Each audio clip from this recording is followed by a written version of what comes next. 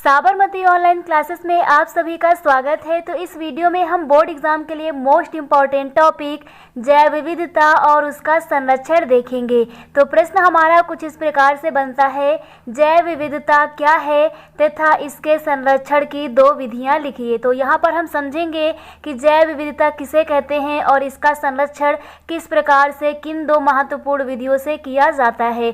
तो यहाँ पर उत्तर में लिखते हैं कि पृथ्वी पर पेड़ पौधे और जीव जंतुओं की लगभग 17 से 18 लाख से अधिक प्रजातियों का विवरण मिलता है। तो डायरेक्ट हम यहाँ पर जैव विविधता नहीं बताएंगे, पहले यहाँ पर थोड़ा सा इंट्रो के तौर पर लिखते हैं कि जो हमारी पृथ्वी है इस पर पेड़ पौधे तथा जीव जंतुओं की लगभग 17 से 18 लाख से अधिक प्रजातियों का विवरण मिलता है। इसके बाद यहाँ पर हम नोट पॉइंट लिखते हैं कि 22 मई को मनाया जाता है जैव विविधता दिवस। तो आपको इस तरह से छोटे छोटे पॉइंट याद रखने हैं, जैसे कि यहाँ पर जैव विविधता को लेकर है कि 22 मई को मनाया जाता है जैव विविधता दिवस। इसके बाद यहाँ पर हम ब्लैक पेन से इन्वर्टेड कॉमा के अंदर लिखते हैं कि जैव विविधता वास्तव में कहते किसे हैं। तो यहाँ पर हम बताते हैं कि किसी स्थान में, कोई स्थान है वहाँ पर, तो किसी स्थान में रहने वाली विभिन्न प्रजातियों की कुल संख्या।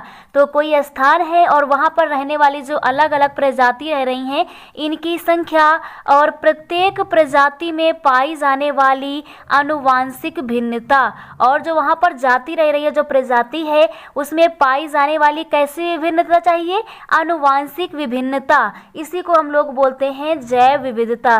तो आपको ये इन्वर्टेड कॉमा के अंदर लिखना है कि किसी स्थान में रहने वाली विभिन्न प्रजातियों की कुल संख्या और प्रत्येक प्रजाति में पाई जाने वाली आनुवांशिक भिन्नता को जैव विविधता कहते हैं। या इसे शॉर्टकट में ये भी कह सकते हैं कि जीवों में पाई जाने वाली विविधता को जैव विविधता कहते हैं। वो विविधता किस प्रकार से होती है, आनुवांशिक होती है। इसके बाद आगे हम लिखते हैं कि जैव विविधता अलग अलग स्थानों पर अलग अलग होती है। अब ऐसा थोड़ी है कि हर जगह पर जैव विविधता समान ही होगी। जैसे अगर हम भारत में बात करें तो भारत में केरल का जो क्षेत्र है यहाँ पर जैव विविधता ज़्यादा देखने को मिलता है क्योंकि वो तटीय क्षेत्र है। तो इस प्रकार से जो हमारी जैव विविधता होती है अलग अलग स्थानों पर वो अलग अलग होती है। पर्यावरण को संतुलित बनाए रखने में जैव विविधता का महत्वपूर्ण योगदान है। तो जो हमारी जैव विविधता होती है, जो जीवों में विविधता होती है, ये बहुत ही इम्पोर्टेंट है क्योंकि अगर ऐसा नहीं रहेगा तो जो हमारा पर्यावरण है ना, इसका संतुलन बिगड़ जाएगा। तो पर्यावरण के संतुलन को बनाए रखने के लिए जैव विविधता जो है ये बहुत ही महत्वपूर्ण है। इसके बाद यहाँ पर हम लिखते हैं संरक्षण की विधियाँ, कि जो हमारी जैव विविधता है इसको हम किस प्रकार से सुरक्षित रख सकते हैं, संरक्षण किस प्रकार से कर सकते हैं। तो संरक्षण की मुख्यतः प्रमुख यहाँ पर हम 2 विधियां देखेंगे, जिसके अंतर्गत फर्स्ट है स्वस्थानीय संरक्षण। क्या है, स्वस्थानीय संरक्षण। और यहाँ पर इसी के अंतर्गत हमारा सेकंड है बाह्य स्थानीय संरक्षण। तो एक एक करके हम लोग देखते हैं। तो फर्स्ट हमारा है स्वस्थानीय संरक्षण। तो स्वस्थानीय संरक्षण किसे कहते हैं, तो इस संरक्षण के अंतर्गत जो पादप होते हैं, जो पेड़ पौधे होते हैं, वह जंतुओं, जो हमारे जीव जंतु होते हैं, तो स्वस्थानीय संरक्षण में किसका संरक्षण करेंगे, पादप का और जंतुओं का। तो इस संरक्षण के अंतर्गत पादप व जंतुओं का संरक्षण उनके प्राकृतिक आवास में किया जाता है। तो स्वस्थानीय का मतलब है उन्हीं के स्थान पर, उनका जो निवास है वहीं पर उनको हम सुरक्षा प्रदान कर देंगे। तो उनके प्राकृतिक आवास में उनको हम संरक्षण देते हैं। तो ऐसी विधि को हम लोग बोलते हैं स्वस्थानीय संरक्षण।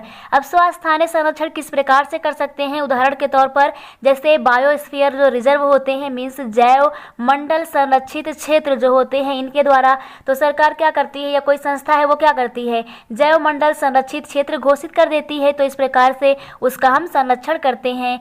सेकंड हमारा है राष्ट्रीय उद्यान। राष्ट्रीय उद्यान बना दिया जाता है तब हमारे जो पादप हैं, जंतु हैं, इनका संरक्षण हो जाता है।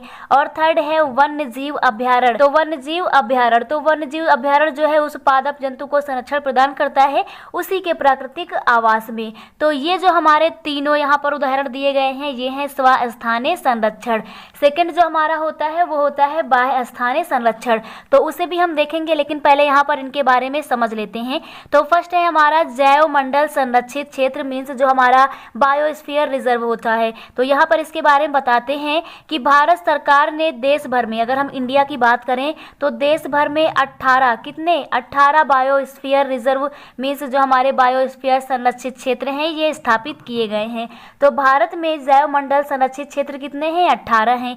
इसके बाद आगे हम यहाँ पर इसी के बारे में बताते हैं कि बायोस्फीयर रिजर्व परियोजना, एक परियोजना लाई गई है 1986 से कार्यान्वित है। तो ये कब से काम कर रही है? 1986 से। तो यहाँ पर जैव मंडल संरक्षित क्षेत्र के बारे में हम दो चीज़ें लिखते हैं। इंडिया में इनकी संख्या बात करें तो 18 है, और जो बायोस्फीयर रिजर्व परियोजना है ये कब आया है? 1986 में आया है, तब से ये लगातार ये कार्यान्वित है। इसके बाद सेकंड हम लोग लिखते हैं राष्ट्रीय उद्यान के बारे में। तो राष्ट्रीय उद्यान के बारे में लिखते हैं कि इसका उद्देश्य प्राकृतिक वनस्पति और जानवरों का संरक्षण करना है। तो प्राकृतिक वनस्पति और जानवरों का संरक्षण प्रदान करता है राष्ट्रीय उद्यान, जिनके जीवन पर विलुप्त होने का खतरा है। तो इस राष्ट्रीय उद्यान में हम लोग करते क्या है, जो हमारी वनस्पतियां हैं, जो जानवर हैं जिन पर विलुप्त होने का खतरा मंडरा रहा है, उनका हम लोग संरक्षण करते हैं राष्ट्रीय उद्यान बना करके। इसके बाद थर्ड पॉइंट हमारा आ जाता है वन्य जीव अभ्यारण्य। तो वन्य जीव अभ्यारण्य क्या होता है? तो सरकार के द्वारा संरक्षित वन पशु विहार, क्या चीज? वन पशु विहार या फिर पक्षी विहार। तो चाहे हम वन पशु विहार कहें या फिर पक्षी विहार कहें, इनको हम लोग बोलते हैं अभ्यारण्य। इनको क्या बोलते हैं? अभ्यारण्य बोलते हैं। इसका उद्देश्य पशु पक्षी या वन संपदा को सुरक्षित करना है। तो जो हमारे पशु पक्षी हैं, जो वन संपदा है, इसको सुरक्षित करना ये किसकी जिम्मेदारी है? वन्य जीव अभ्यारण्य की जिम्मेदारी है। तो आपको ये तीनों क्लियर हो गए होंगे। स्थानीय संरक्षण के अंतर्गत जैव मंडल संरक्षित क्षेत्र, राष्ट्रीय उद्यान और वन्य जीव अभ्यारण्य। नेक्स्ट हम लोग सेकंड पॉइंट देखते हैं वह स्थानीय संरक्षण। तो सेकंड हमारा है वह स्थानीय संरक्षण। तो इसमें बताते हैं इस संरक्षण के अंतर्गत जो पादप हैं और जो जंतु हैं, इनका संरक्षण उनके प्राकृतिक आवास के बजाय, मीन्स उनका संरक्षण प्राकृतिक आवास पे नहीं करेंगे, वरना वो तो स्थानीय संरक्षण हो जाएगा। तो उनके प्राकृतिक स्थान या जो प्राकृतिक आवास है उसके बजाय अन्य रूप से निर्मित किसी कृत्रिम आवास में किया जाता है। तो इसमें हम लोग करते क्या है? कृत्रिम आवास बना देते हैं और वहां पर उस जंतु, उस पादप को हम लोग संरक्षण प्रदान करते हैं। उदाहरण के तौर पर बात करें जैसे वनस्पतिक उद्यान, जो वनस्पतिक उद्यान बनाए जाते हैं, जंतुआलय जो हमारे चिड़ियाघर, जू बनाए जाते हैं, और इसके अंतर्गत थर्ड आता है जीन बैंक। तो ये हमारे तीन हो जाएंगे उदाहरण बाह्य स्थानीय संरक्षण के, वनस्पतिक उद्यान, जंतुआलय और जीन बैंक। अब यहाँ पर एक एक करके देख लेते हैं। तो फर्स्ट है हमारा वनस्पतिक उद्यान। तो वनस्पतिक उद्यान क्या होते हैं? यह एक प्रकार का उद्यान यानी कि बाग होता है जहां केवल फूल पौधे उगाए जाते हैं। तो ये हमारा हो जाता है वनस्पतिक उद्यान। सेकंड हम लोगों का होता है जंतुआलय। तो जंतुआलय क्या होता है?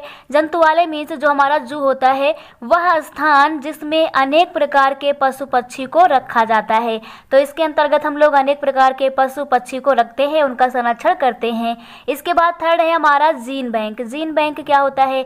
तो इसमें आनुवांशिक सामग्री का संरक्षण होता है। इसमें क्या करते हैं?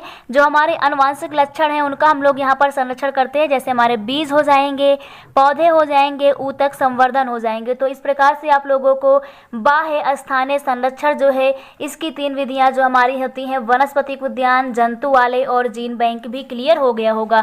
तो इस प्रकार से जो हमारा कंप्लीट क्वेश्चन है जैव विविधता और इसका संरक्षण आप लोगों को क्लियर हो गया होगा कि किसी स्थान पर रहने वाली जो विभिन्न प्रजातियां हैं, इनकी संख्या और इसमें जो आनुवांशिक विभिन्नता होती है, इसे हम जैव विविधता कहते हैं।